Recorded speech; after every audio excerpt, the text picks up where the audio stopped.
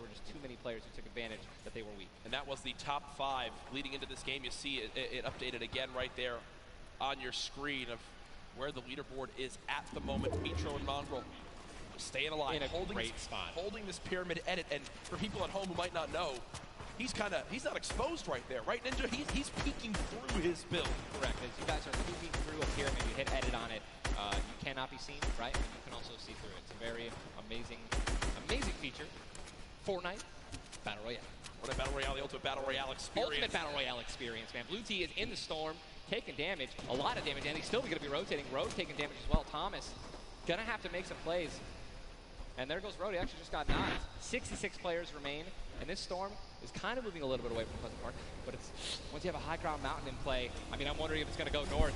There's 3 high ground mountains in play, and really mixes it up late game. A drone ship that people can wind up going on top of, and those are brilliant to use. Oh, absolutely. If you guys can get up on top of those, guess what? You have ultimate high ground on the map without having to place any mats. Yep. It's incredible. You can't get sniped from above, and you can deal as much damage as you want. Also, it's incredibly difficult to shoot players that are up there. 100%. But it's important to know that after the 5th circle closes in, those air vents will stop working. So if you don't have any rotation to get down, glide or redeploy, anything like that, yikes. That's a massive yikes. So you have to pray that someone puts a launch pad down underneath it somehow. Yep. And go for it. Yeah, just risk it all. Most of these teams will mess that up. Now, we talked about our Game 1 winners, the team that took home the Victory Royale, which is, again, 10 placement points, the max you can get for placement in these games. It was Zayt and Saf, and they're currently set on up in this zone for the moment. Did they just get the zone as well? Are they the yellow team in the mini-map? I mean, they're close enough. Actually, they got to hit a little bit, but look, they got 4 shockwave grenades. Yep.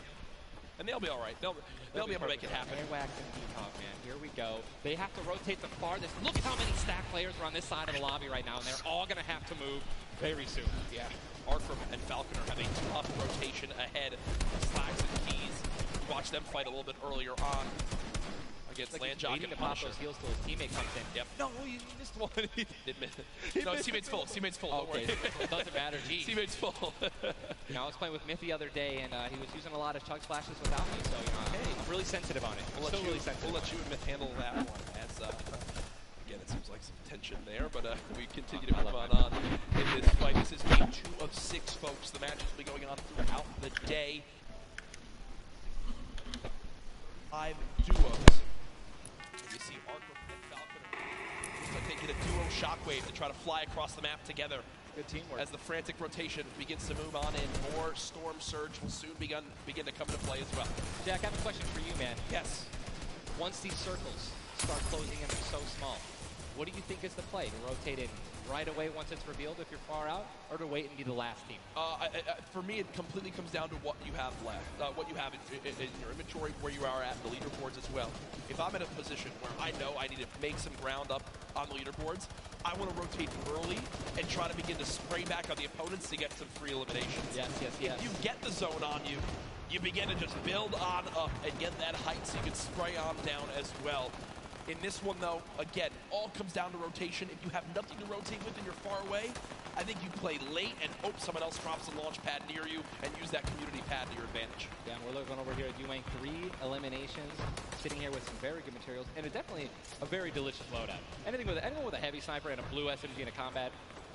And remember, he started the game at Snobby Shores with that clutch when KBB did go down, so they're still in this one because he still has that beautiful blue combat where he clutched it with, man. Yes, he does, and all the materials you could ever ask for it. Nearly 100 builds in this one. You see they're marking right now. I think they have a double heavy sniper combo. They're either marking double heavy or they're saying, focus this, the zone's closing there. We're going to find out soon enough. It literally looks like he's marking exactly. He's trying to look and see. Yep, oh, they do have a double heavy sniper. Ninja called it. The man knows. They see one. And you guys saw the pyramid. It's exactly what Jack talked about earlier. You need 2 walls, 2 layers protecting you from one of those walls so that double sniper will not take you down. But they've got the tools, the key to open all doors, as I put it. And this zone, Ninja, it just moved over a mountain, man. It just moved onto the side of the mountain, so high ground will be in play. But at the same time, Ninja, half of the low ground still in play, so it's not as bad a position for the low ground players. Here's a look at Mongrel and Mitro. Remember, Mongrel did go down early on in the last game. He's got to back on up because he's burning through materials very, very quickly. They're far above this Storm Surge, so they're good for the moment, and there's the replenish from his teammate in Mitro. 64 total builds left. Always see them doing this. They always split half and half matches.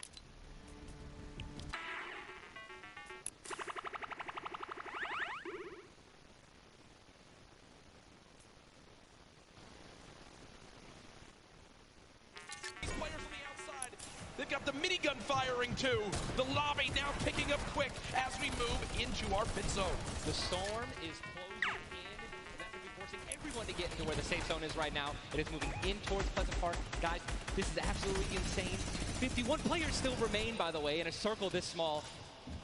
They're just trying to get as many limbs possible as people are rotating in. Mitro on the bottom right of your screen with that minigun has 631 bullets. Just sprayed down with Mongrel in a fight. Gets one player weak, but does have to back on him. Didn't get the clutch. Someone else stole the kill from him. Mitro gets chucked as well. Still have a launch pad, but again, when you're in a situation like this, low ground, they're getting sprayed with nothing but grenade launcher shots and frag grenades, and they're both going to be eliminated. And Mongrel also, Airwax just went down as well.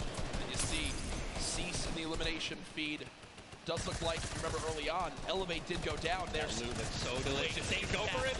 Zane Sap, do they do it? Do you go for it? There's a launch pad there and so many materials. This is game-changing loot right now. They've got the builds to go for it if they want. They're going to do it. They're going to make the play. A gold combat shotgun too, man. Zane and Sap uncontested. That's one of those risk versus reward plays that can help set them up for 2 victory royales in a row. Mongrel and Mitro's loot too, man. Oh, that was making a statement. And we know that was juicy loot. Yeah, they're making a statement saying, listen, we're from NA, we're here to play. Taking out the Evil, they didn't know they took them out, but they're definitely taking their loot. Yeah, for sure, as they are still above this. Still great rotation items too. They both each have a launch pad, both have 2 shotgun grenades, and they're gonna go. He didn't get it though, they try to get both at the same time.